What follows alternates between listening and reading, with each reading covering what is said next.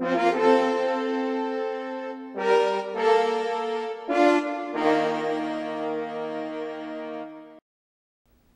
Quinn prepares his State of the State address, and public employees are keeping an eye on their pensions.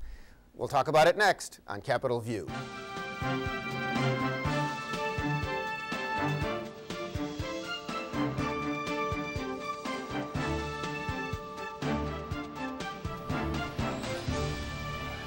Welcome to Capitol View, the program where we talk about state issues, sometimes federal government, and how it might affect your life. I'm Bernie Schoenburg from the State Journal-Register.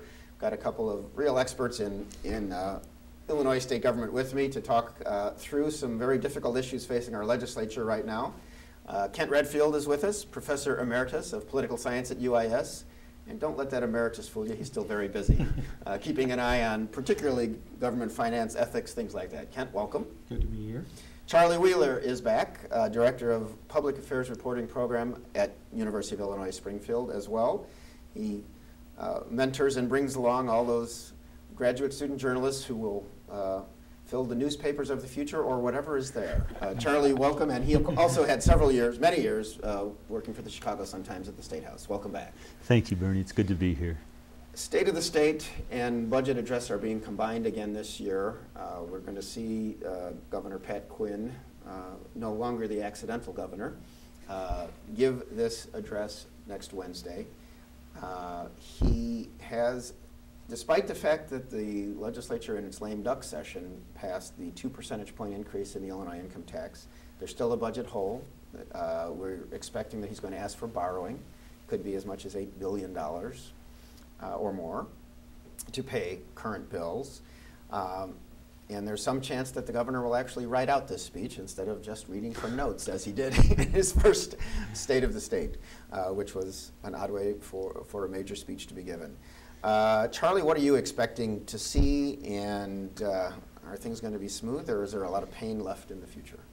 Well, I think there's a lot of pain left in the future, but I think the governor is going to try to put the best foot forward, and he'll probably tout some of the achievements that have been made. He'll probably reference the fact that we've got a new way of calculating pension benefits for people who've been hired since January 1st on into the future. That's going to save us tens of billions of dollars over the decades. I'm sure he'll talk about that.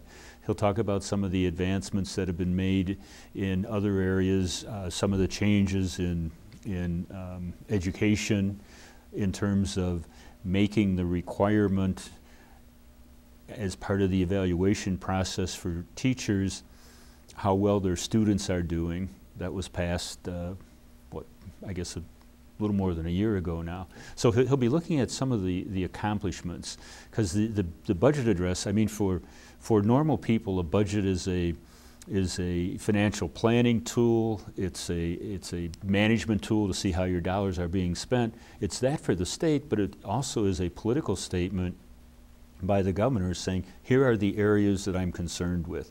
Here are the things that I think are important. And in a time when we don't have any money, it's going to be also, and here are the sacrifices I think that we're going to have to make. So it'll be, and let me add one thing, this is going to be a very different budget year than any we've had in the past. One of the, maybe little noted would be a way to put it, elements of the budget that was adopted last year and some of the statutory language that went with it set out a new process where the governor, other constitutional officers, agencies have to prioritize what they're doing. They have to figure out a way to measure whether they're making progress towards what they want to do. It's called budgeting by outcome, I believe. Mm-hmm. And the governor is supposed to suggest allocations based on how well agencies are performing. And it brings a little more, I guess, a little more order in the process. And there's also one section of this law that says the appropriation committees have to consider budget bills on a line item basis by department. That to me suggests we're not going to see any more of these lump sum budgets where they say to the department, okay, here's here's $500 million to run your operations, here's $1.5 billion to give out to people, God bless you. Yeah, well, there's been a lot of lump sum budgeting in recent years, particularly when Blagojevich was there, and nobody trusted him, but didn't want to. Yeah, and I don't and there wasn't enough money to deal with. And as I say, under this new law, I don't think they can do that again. Interesting. Kent, Yeah. any thoughts on what we're going to see? I think it's about content, but it's also kind of about presentation. So it's always, kind of there's speculation about, as you say, is the governor going to write the speech out? Is it going to be another stream of consciousness kind of presentation? And that one is about an hour and 20 minutes. That was one of the more odd speeches I'd ever seen. And so there certainly were at least some people that thought maybe we should make a modest investment in a speechwriter. But I think he's got the people to do it. It's just if he wants to conform to the norm. Certainly. But the real question, I mean, I think people are going to be shocked to find out that, yes, we've got a tax increase, we've got billions of additional revenue coming in, and we're going to have to cut budgets. Right. And that's really, you're already seeing some resistance to that.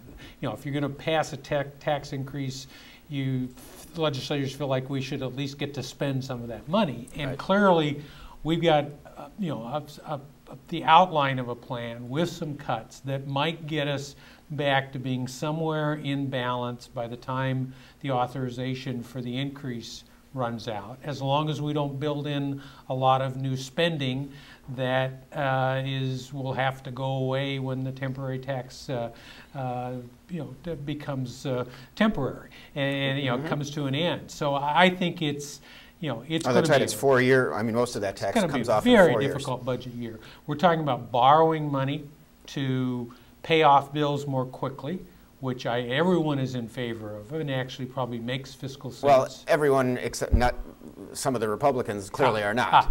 I think I think in private everybody's in favor of it, but clearly the Republicans see an opportunity to leverage workers' comp changes, education reform changes. There's a long list of things. Their pension reforms. I mean, they have to be. They've got to provide votes for borrowing, and that's the leverage that they have. And so I think it does make sense to borrow and to pay off those vendors as quickly as possible, but the Republicans are going to try to extract a pretty steep price. And so it's going to be some interesting negotiations as we get, between now and when we finally have to get this done sometime in May. It is absolutely. I did mention in the opening to the show pensions. And House Speaker Michael Madigan, speaking on the floor, I guess, during a contentious time when they were in session this past week, mentioned the possibility, or at least made it seem like he is now open to the idea that current state employee pension benefits could be changed, which appears to be a new road from what the state constitution written in, or enacted in 1970 seems to say that current pension benefits can't be changed, are under law, something you just have to keep there. And it's interesting because, the Chicago Tribune, for example, has editorialized, no, you can read it a different way. And I know there's one business group in Chicago, is it the Civic Committee of the Commercial Club, that has argued that you can change current pension benefits. Now, last year, during the session, in one fell swoop, the legislature did change, as Charlie mentioned it earlier, future state employees, those hired after January 1st of this year, are having to work longer and get a smaller pension. And it's not only state employees, it's all kinds of public employees and judges and teachers. Well, it's basically every public employee in the state of Illinois. Right, which makes a giant billions and billions of dollars over the years. But current employees have thought that their benefits are what they signed up for. So any chance, and then after Speaker Madigan opened that door, President Cullerton of the Senate seemed to close it the next day by saying, I don't believe that it's legal and constitutional to change current employee benefits. So where is this going to go? And obviously the unions representing employees are saying, we can't have a change like that. Well, and I thought it was interesting too, because in your paper, the very day that the story was reported about Madigan kind of opening the door and Cullerton slamming it, there were comments from the local legislators, Democrats and Republicans, and they all seemed to agree that no, you can't really tamper with the current employees and what their pension benefits are and what they're going to be in the future. And I would note who elected those people. People who live Well, in yeah, Springfield. but I mean, see, and that's the thing about it, because yeah, they were elected by people in Springfield, but this discussion we're having deals not just with people who work for the state of Illinois or people who are university employees like Kent and myself. It's also every public school teacher outside the city of Chicago. And the teachers' unions, in particular, the Illinois Education Association, is very strong in the suburbs. And so they have some amount of influence over suburban legislators who tend to be Republican. And so it's not just the people who represent districts where there's a large concentration of state employees, it's across the state because of the impact that would have on public school teachers. You can, in addition to the constitutional issue, there's also a question of union contracts. And so there are collective bargaining agreements that speak to benefits and to the amount of employee contributions. And so it really, you're going to have to renegotiate or wait for contracts to expire in addition to what will be a constitutional hurdle. Because clearly, if the legislature were in fact to pass something that would diminish the benefits of people already employed as public employees, and the governor were to sign it, which I think are two pretty major steps, then it certainly the state Supreme Court would have to decide that. And we've never litigated this specifically because we've never really tried to do it. So I think it's, the question is are they really serious, or is this a way of beating up on people and scaring them so that later on in the session, when you say, okay, well, maybe we should just do this, then everybody is kind of relieved that at least, you're going to chop off my arm, but at least you're not going to hang me. Interesting negotiating position. Could health care costs be part of that? I was going to say, and this could very well be saying, okay, retired employees, your pension is okay. Your pension is okay, but on the other hand, you're going to have to contribute more for your health care. And I think it's a lot harder to make the argument that health care is included as part of the pension benefit. Now, but it's a significant benefit right now because a lot of retirees are not paying anything. And if you look at it in terms of the state living up to its commitments, which I know is a novel idea, there were people at the end of George Ryan's administration who decided to take early retirement when it was offered to them, and part of the package was, and you will have free health care if you've worked 20 years. And in terms of making the calculation in your mind, am I going to retire? How much money will I have to live on? What will my costs be? Healthcare is a big thing, and if it's, you won't have to pay health insurance costs, you'll still have to pay co-pays, you'll still have deductibles, but the basic premium the state will take care of, and we're telling you we'll do this for the rest of your life if you walk away now and save us your salary costs. And people made that decision. And in my mind, it's for the state to go back on that is really pretty crummy. But I understand the finances involved, and I understand that the private sector, this notion of fairness and equity has become sort of passé. That's not what you look for. A lot of benefits are disappearing, aren't they? Yeah, yes. you just look at the bottom line. But and to be clear, when the state pays pays healthcare premiums for retirees, they appropriate money out of the general fund to pay for those costs. That's it's a this was set up by statute. These are not funds that come out of, in my case, the state university retirement system.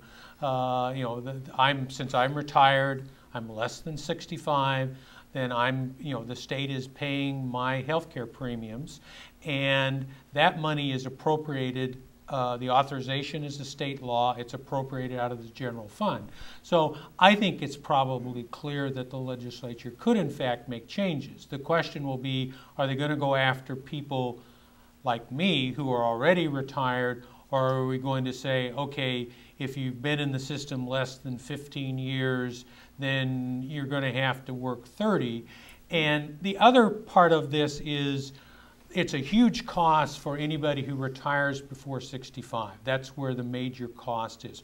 Because Medicare takes over. Yeah, once you get 65, you're in Medicare. The state becomes the supplemental for that, and the costs are much, much lower. So you're really talking about those people that are less than 65 who have taken the early retirement. And I think it's going to be, again, a huge fight, one that you might back off and say, okay, well, for everybody that's retired, we're going to kind of grandfather you in, but anybody that's more than 5 years away, it's a whole new ball game. And now you have to start planning for that. One other thing, and Charlie, you mentioned that the teachers are part of this, you know, outside of the city of Chicago, and teachers don't pay Social Security now, partly because they get their, you know, retirement benefit, but if the retirement benefit is lessened, or if, you know, that's just a factor that I'm sure the teachers' unions want to get out there. Yeah, the Federal Social Security Administration has a kind of an opt-out and says you don't have to participate in the federal Social Security system if you're a public employer, as long as you meet the minimum requirements. And so should the state decide, okay, we don't want to have any pension system anymore for state employees, we're going to go to 401k, then the state would have to pay, I think it's 6-point-something% of payroll into the Social Security Administration. Or for teachers, whether it would be the state or whether the local school district, somebody would have to pay the federal Social Security Administration, because now teachers would be eligible for Social Security. Yeah, and that would be a change in law and a change in the entire process. But yeah, you couldn't say, you couldn't defer those payments. No, and one of the things that the feds want the money up front. It's not like the teachers' retirement system where the state is supposed to put the money in, and if they don't, you know, the actuaries say, oh my gosh, what's happening? Right. But there's no legal recourse. Interesting. And as a matter of fact, there was a Supreme Court case decided in the 70s where the Supreme Court said, yes, your pension benefits are guaranteed by the Constitution, but the Constitution does not require that the money be set aside. Right, which is what has happened every time there's been a budget crisis from Jim Thompson on forward. Yeah. Well, it's actually before Jim Thompson. Longer than any of us have been here. One more financial issue, and Kent, you mentioned it earlier, but the borrowing that the Quinn administration is apparently going to ask for when he gives his speech. And you know, they have been pushing for, and I guess they have been getting state vendors to call their legislators to say, please, you know, allow us to borrow money. Because it takes an extraordinary majority to go into debt, we need Republican votes to do that in both houses. And will that happen, or was the posturing going on? And you know, is it a good thing to block it? I think that it probably does make sense, but I think that it's one of those interesting games of what price are the Republicans going to extract in order to put votes on. And we saw with the tax increase that the Speaker adamantly said, you know, I'm not going to put a tax increase out there and have it voted on unless I've got Republican votes. And there became a time in which the price that the Republicans wanted to extract, in his mind, was too high relative to the political trade-offs. And so this is not exactly the same situation, well, because clearly the Democrats can't do it by themselves. Right, and they did the tax increase by themselves. No Republican votes at all in the veto session, the lame duck session. I expect some tough negotiations, and it becomes very complex if, in fact, you're doing teachers, which tend to not be as much of a Democrat-Republican thing as workers' comp tends to be more of a Democrat-Republican sort of thing. And so some of these things are partisan, some of them are regional, and it's going to be a very complex negotiation to put this together. And I know, Charlie, in discussions we've had in the past, you've talked about redistricting as being perhaps a lever that the Democrats can use, because the Democrats are in charge, and they can say to the Republican, well, vote my way or you're out next time, we'll put you in a district you can't win. But just from my personal point of view, it strikes me as being mathematically idiotic not to do the borrowing. Because in a very real sense, we are borrowing right now. But we're borrowing from the people who provide services to us, the small businesses, the not-for-profit groups, all the vendors who we've contracted with to provide services. We're stiffing them. And we have I don't know, $6–8 billion that we owe to these folks. And the law says that we have to pay interest. when these past due obligations reach a certain point, I think it's 60 days, we have to pay 1% a month. That works out to 12% a year. You could go and borrow from the people on Wall Street who are in the business of lending money, and you get an interest rate much below 12%. So it just makes mathematical sense to go and do this borrowing.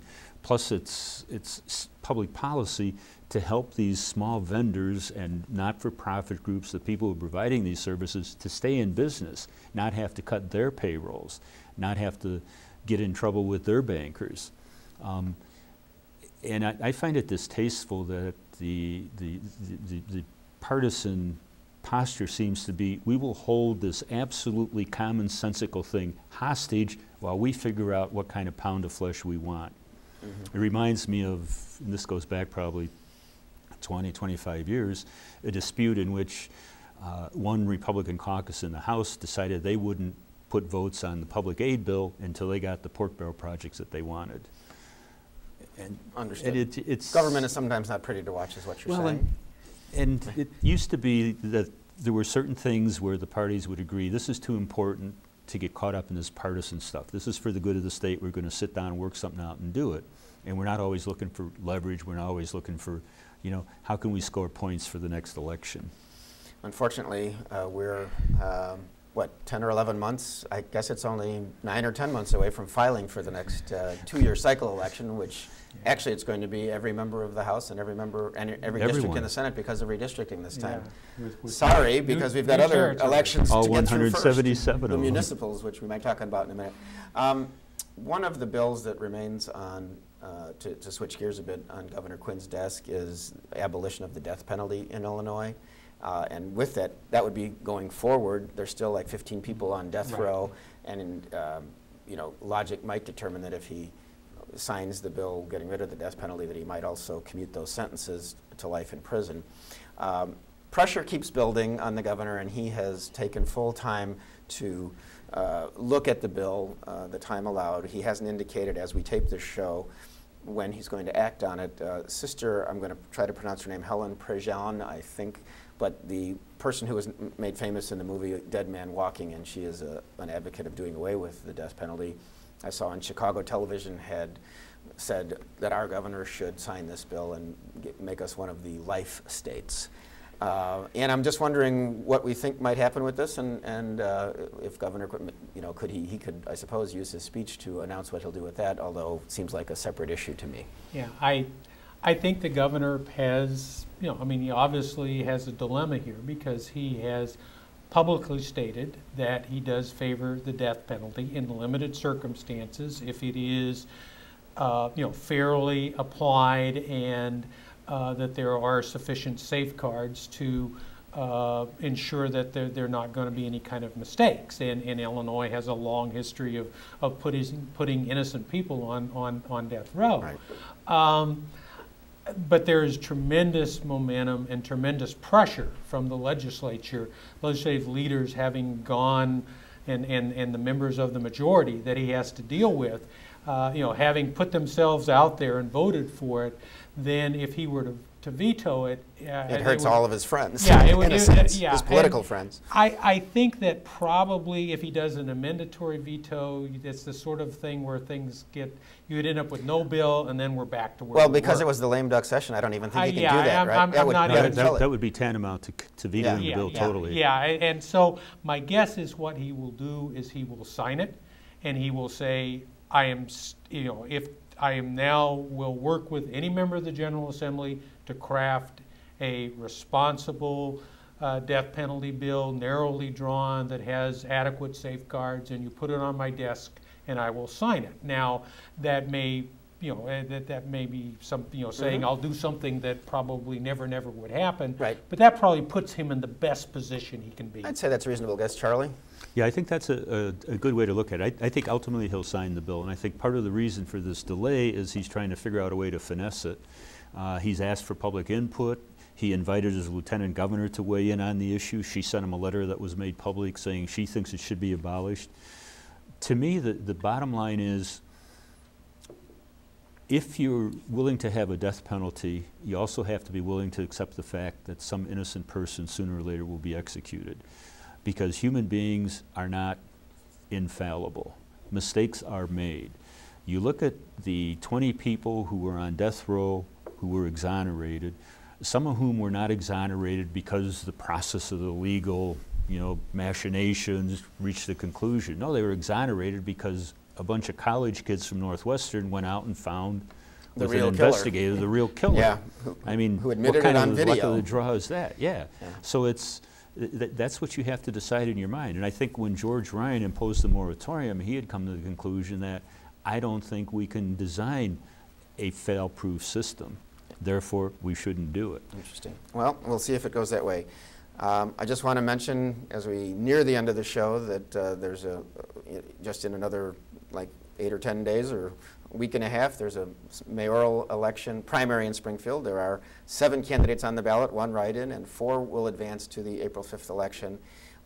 There was a public forum put on by the Citizens Club of Springfield, and you can watch it on this station's YouTube, youtube.com/networkknowledge.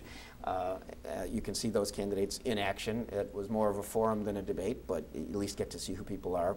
And also, I'll, in the last minute, I'll just mention that it's been 4 years since Barack Obama announced at the old state capitol he was running for president, and it's been 100 years since President Reagan was born in Illinois. So we've got a little bit of history, and somebody can pontificate on. It's been an interesting 4 years, hasn't it? I don't know where President Obama goes from here, but I wonder if he'll come back to Springfield to announce his next run.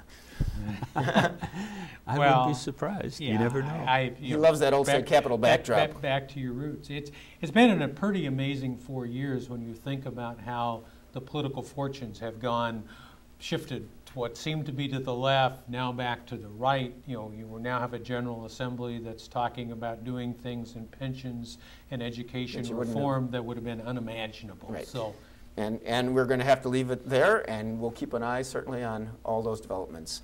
Kent Redfield, Charlie Wheeler, thanks for joining me. I'm Bernie Schoenburg, and thank you for joining us. We'll see you next time on Capitol View.